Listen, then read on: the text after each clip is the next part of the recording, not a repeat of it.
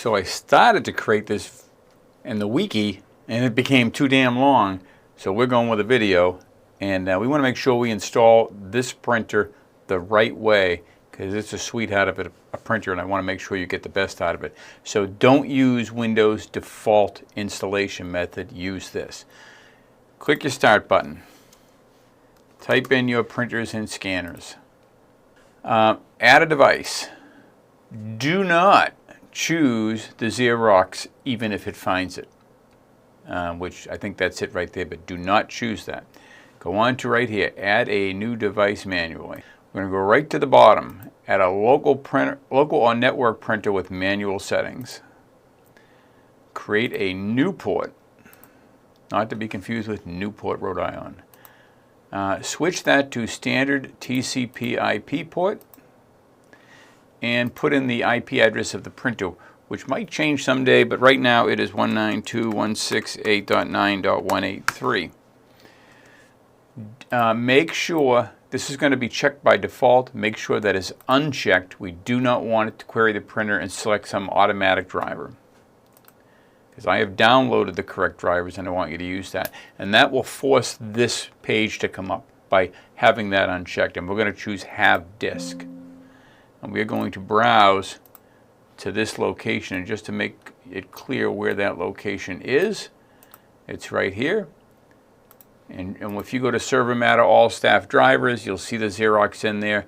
And we are going to choose the PC. We're going to end up installing both of these drivers, but we're going to start off with the PCL6 driver.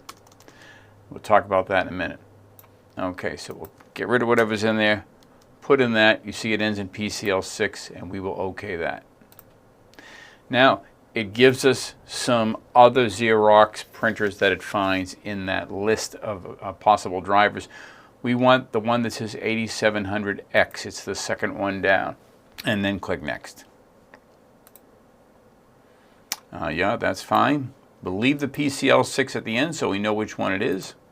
I'm not going to share my printer on the network because that's going to confuse people. They're going to see my printer, and if my computer's off, they won't be able to print. We want them to access it directly. So choose Do Not Share. Otherwise, when somebody else has a printer on our network, they're going to see your computer. If you had 15 people in a business, they'd see all of their computer shares and the ridiculously long list of the Xerox printer. We do not want to share it in that way. We will not bother. Well, what the hell? It's right outside my door. I hear it. So that worked. All right. So now we have the ColorQube right here, the PCL6. We're going to repeat that for the PostScript driver. Manually, again, we're going to talk about that PostScript driver in just a minute and the difference between the two. Leaving that unchecked, choosing Have Disk and PostScript, and OK that. Same thing here, except you notice it has a PS at the end of it for PostScript. We'll hit Next, and we're not going to share it. What the hell? Okay, now we have two PCL6 and PS. Okay, so the difference between PCL6 as I know it, PCL6 is Hewlett-Packard invented technology. Actually, I've been using it for years. It's the most popular and common printer language in the business, and it works for Brothers and Hewlett-Packards and anybody who creates laser printers. It's the fastest for text, and it does a good job with graphics. PostScript renders, if I understand it right, renders text as graphics.